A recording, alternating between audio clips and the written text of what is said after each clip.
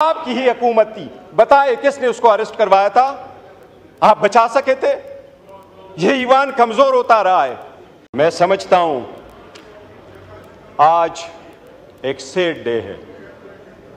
The way Bilawal साहब ने बोला, जो अजंदाज गुफ्तगू इस्तेमाल की, जो इशारे किए, जो लात हटाए, मैं समझता हूं ये किसी भी पार्टी के चेयरमैन के लिए एक डेथ है। He is politically dead. उसके पास इस कौम के लिए ये विजन नहीं है। वो शायद ऑक्सफोर्ड के जाली डिग्री से यहां पहुंचा है। अगर उसके पास विजन होता तो वो यूरोप अमेरिका से ये विजन लेके आता कि लीडर्स वो होते हैं जो सब कुछ अपने दिलों पे ले चुके होते हैं। जनाब स्पीकर, ये लाजिम है कि ये लाइन ड्रा की जाए कि ये पार्लियामान मजबूत है या कोई और मजबूत है। जनाब स्पीकर, आपकी अटेंशन चाहिए। जनाब डिप्टी स्पीकर, आप थोड़ा अटेंशन कर लें। जनाब स्पीकर, यहां हम बैठे हुए इस पार्लियामान में, आपको सिर्फ ये फैक्ट्स एंड फिगर्स आपके वेबसाइट पे बने हुए करा देता हूं। एक दिन का खर्चा 6.5 करोड़ रुपए आता है इस पार्लियामान का। आज आपका 77वां दिन है सीवान में, 77वां दिन है, 9th सेशन है, 77वां दिन है। एक दिन का खर्चा 6.5 करोड़। लेकिन लेजिस्लेशन पे आपके वेबसाइट से मैंने फैक्ट्स निकाले हैं, 14 बिल पास हुए हैं, 115 मिनट की लेजिस्लेशन हुई है सीवान में। बाकी सारी गालम गलोच इनकी तरफ से इब्तिदा हुई। यही वो स्ट्रगल है जनाब स्पीकर, यही वो स्ट्रगल है जो हम कोशिश कर रहे हैं कि ये रास्ते रोक लें। यही वो स्ट्रगल है जो हम कोशिश कर रहे हैं कि 115 मिनट की लेजिस्लेशन हो जाती है 77 दिनों में, 6 करोड़ 50 लाख एक दिन के खर्चे पे। ये कौन लोग कर रहे हैं जिनके पास एजेंडा चलने का नहीं है? ये एजेंडा कौन चलवा रहा है? ये आपने हमारे साथ 30 तारीख की आपके मिनट्स मेरे पास मौजूद है। आपने मेरे पास मिनट्स भेजे कि आखिरी इजलास जो हमारे इस सेशन का होगा, ये उसका पैरा नंबर 3-4 से मैं पढ़ता हूं। There will be no session in September 2024. The last day would be Friday if there is on the 6th of September. If 6th September is a close holiday, then September 5th. जनाब speaker, कल जिस तरीके से जिक्र किया है ख्वाजा आसिफ साहब ने, कल भी ख्वाजा आसिफ साहब बाहर गए थे। इस मुल्क की हिस्ट्री कोई अच्छी नहीं है। ये सारे अपने अपने ममालिक में देखे, अपने वक्त के हुकूमतों में देखे, इनकी हुकूमत में क्या हुआ है। यूसुफ रजा गिलानी साहब का बेटा सुप्रीम कोर्ट से गेट से अरेस्ट नहीं हुआ, उसी की हुकूमत थी। वजीर आजम अपना बेटे को नहीं बचा सका, कौन लेके गया उसको? क्या था वो? मौजूदा हुकूमत में अगर इतनी ही पावरफुल है, ख्वाजा साद रफीक को किसने अपलोड करवाया? अगर ऐसा ही है तो राजा साहब से मैं पूछता हूं, राजा साहब, आपकी पार्टी वजीर आजम के हटाने के बाद जब CEC की मीटिंग हुई है, जनाब डिप्टी स्पीकर आपको अच्छी तरह मालूम है, रात को यह फैसला हुआ शहाबुद्दीन साहब कल वजीर आजम होंगे। उसके घर लोग चले गए, उसको उठाया, राजा साहब वजीर आजम होंगे। आज बताओ किसने आपको वजीर आजम बनवाया था? आपकी CEC की पार्टी की हकीकत चली थी। बताएं आप। काजमी साहब आपके रिलीजियस मिनिस्टर थे, आपकी ही हुकूमत थी, बताए किसने उसको अरेस्ट करवाया था? आप बचा सके थे? ये ईमान कमजोर होता रहा है। बहुत अच्छी बात हो गई थी, हम इसलिए आगे की तरफ बढ़ना चाह रहे थे। ख्वाजा साहब ने कल प्रोटेस्ट किया था, हमारी वजह से नहीं, मेरे और इसकी कोई तलख कलामी नहीं हुई। मेरी ख्वाजा साहब की कभी तलख कलामी नहीं होती, पर एक बात जरूर हुई थी। ख्वाजा साहब ने कहा, और मैं कभी नहीं कहता जिस तरह ट्वीट की बात हो रही है, जनाब स्पीकर, ये जो जगह बैठी हुई है, हम बैठे हैं, ये हमारा ट्रुथ एंड रिकंसिलिएशन कमीशन नहीं है कि यहां एक दूसरे की सटल कर दे कि आप कितने बुरे थे, मैं कितना अच्छा हूं, आपने कितने लोगों को ज़द-ओ-कोब किया, मैंने कितने ज़द-ओ-कोब किया। लेकिन ये बात आपको वसूख के साथ कैसा हो, पूरी दुनिया कहती है कि आपकी हुकूमत में सबसे ज्यादा ह्यूमन राइट्स वायलेशन हुए। इतनी करज रखो कि ये मान लो। लीडर तख्तदार पे पहुंचते, आपने भुला ना भुट्टो को, लीडर तख्तदार पे पहुंचते हैं ताकि कौम बचे। वो कहते हैं जुल्म के खिलाफ हमने लड़ना है। जनाब स्पीकर, हम अगर कुर्बानी ना दे, मैं तो फर्स्ट टाइम इस असम्बली में हूं, ख्वाजा साहब तो मेरी उम्र से ज्यादा इस असम्बली में रहे। क्या हमने सीखा है, किस तरीके से आगे बढ़ना है?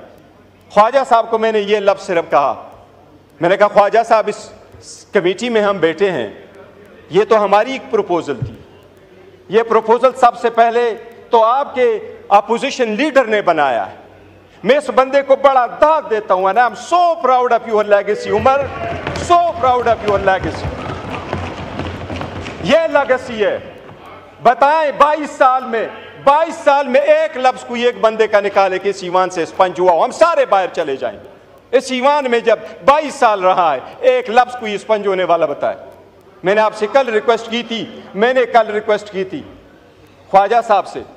मैंने कहा ख्वाजा साहब, हम बड़े दिल खोल के आपके साथ बैठे हैं। हमें स्पॉइलर फिगर नहीं बनना चाहिए, हमें हेट फिगर नहीं बनना चाहिए। हमें अब आइसोलेट करके इस मैटर को रिजॉल्व करना चाहिए, डिफरेंसेस भूलने चाहिए। मैंने इनको ये गुजारिश की कि हमारे पॉलिटिकल अलायंस नहीं है, हमारे पॉलिटिकल डिफरेंसेस कभी एक नहीं हो जाएंगे। We and you could never ever be the same on the same page ever in life, but that doesn't mean we can not resolve the conflict. We got to move forward. मैंने उनको ये कहा कि ख्वाजा साहब, सबसे पहले Nelson Mandela का मैंने उनको मिसाल दी। मैंने कहा नेल्सन मंडेला अपार्थाइड के बाद आया तो उसने सबसे पहला काम जो किया, अपनी बीवी को डिवोर्स किया। लोगों ने उससे पूछा कि 14 साल जेल में रहे, बीवी आपके पास आती रही, वापस आए हो, गवर्नमेंट में जा रहे हो, तो बीवी को डिवोर्स कर रहे हो। उसने उसका जवाब ये दिया कि मैं इसलिए कर रहा हूं कि अपार्थाइड पे मैंने पत्थर रखना है, मैंने आगे बढ़ना है, मैंने कालों से गोरों से इंतकाम नहीं लेना, लेकिन मेरी बीवी के दिल में आगे गोरों के खिलाफ मैंने या बीवी रखना है या अपने अवाम को लेना है। मैं लीडर हूं, मैं अपनी बीवी की कुर्बानी दूंगा, पर मैं अवाम के साथ खड़ा हूंगा। मैंने कहा ख्वाजा साहब, अगर आपका इतना दिल नहीं है कि मिनिस्टर होते हुए आप हमारे ग्रीवियंसेस नहीं सुन सकते, इस वक्त ग्रीवियंसेस हमारे हैं। मैंने के नाम लेकर के कहा कि ये 5 महीने हमारे मिसिंग है, उनकी फैमिली मेंबर्स के साथ क्या हो रहा है, ये अगर आप नहीं हो सकते तो मैंने कहा ख्वाजा साहब, हमारी बड़ी कोशिश है, हम चाहते हैं कि आप सीट पे रहे, लेकिन फिर आपका इस्तेकाक है, बेशक आप स्पीकर को कहें आप ये न रहे। जनाब स्पीकर, 2 दिन हम आगे जाते हैं, एक स्टेप आगे जाते हैं, कोई ना कोई पीछे आ जाता है और ये 4 स्टेप बैक हम चले जाते हैं। इसी वजह से क्या हो जाएगा, ये ईवान नहीं चल पाएगा, ये कौम सफर हो जाएगी, ये डेमोक्रेसी खत्म हो जाएगी, ये स्पेस आपका कोई और ले जाएगा, ये गैर सियासी कुव्वतें आपकी ले जाएगी, ये इंतहा पसंद कुव्वतें आपकी आ जाएगी। ये जिसको आप कहते हैं आइसोलेट करते हैं, अच्छी तरह देख ले कि आप पूरी दुनिया इस बात की गवाही नहीं दे रही कि पाकिस्तान तहरीक इंसाफ इस वक्त 70% अवाम की सपोर्ट है। मैं आपको स्पीकर साहब वसूख के साथ कहता हूं, ये 70% पाकिस्तान वो क़ैदी 804 के इशारे पे उठता है। याद रखो, उस दिन से डरो जो वो हंगर स्ट्राइक पे गया, और अगर उसने इशारा किया कि सड़कों पे आ जाओ तो बांग्लादेश को भूल जाओगे। पर वही है और हम यही चाहते हैं कि माजी को भूल जाओ, पाकिस्तान को रवंडा नहीं बनाना, पाकिस्तान को नहीं रवंडा हमने बनाना, पाकिस्तान को बेहतर करना है। खुदा के लिए ये ईवान में बैठ करके ये जो हम पढ़ते हैं ना, ये आईन की ओथ जब उठाते हैं तो हम कहते हैं कि अपने पर्सनल इंटरेस्ट को हम सेक्रीफाइस करेंगे कौम की। ये पावर इख्तिदार आनी जानी चीज है, ये कौम की अमानत है। पावर आए तो इसका मतलब ये नहीं है कि हम लोगों को जेर करें। कभी ये कोशिश ना करें कि उनमें से कौन जीतता कौन हारता है। हमारे हार और जीत में ये पार्लियामान हार जाएगा, हम उधर के उधर रह जाएंगे। जनाब deputy speaker, it is time है कि कॉमन सेंस प्रिवेल करे। अगर कोई केस कोर्ट में मौजूद है, मैं खान के किस किस केस को उठा दूँ? साइफर का उठाऊँ, इद्दत का उठाऊँ, तो शखाना का उठाऊँ, फिर आप लोगों का उठाऊँ। ख्वाजा साहब 2013 में सुप्रीम कोर्ट के ऑर्डर के मुताबिक आपके केस में 45,000 वोट बोगस नहीं थे। वो आपके वोट क्यों बोगस थे? मैं डिमांड नहीं करता। क्या हाई कोर्ट के 3 जजेस ने आपके खिलाफ इकामे पे डिस्क्वालीफाई नहीं किया? क्या 2018 में आप खुद नहीं कहते कि मैंने फ़ोन किया और मुझे जितवाया गया? 2024 आया। आज का आपके पास इलेक्शन कमीशन का वेरीफाइड लिस्ट नहीं है। ख्वाजा साहब, मेरी सबसे दरख्वास्त है, पहले मैं अपने फिर आपसे, अगर हमने यहाँ अपनी आवाम की नुमाइंदगी करनी है तो भूल जाए हम में से कौन अच्छा है। जिन्होंने पारसाई के दावे करने हैं वो अपने तरफ सारे दो करते। हमारे खानों में ये हम जो चाहते हैं बेहतर, हम ये चाहते हैं कि जो जनाब स्पीकर, आज मेरा एक अच्छा प्रोग्रेस हुआ है हमारी कमेटी में, एक अल्हम्दुलिल्लाह सब कमेटी बनी है। वो कमेटी में हम जाके प्रिविलेजेस और इम्यूनिटीज़ पे बात कर रहे हैं।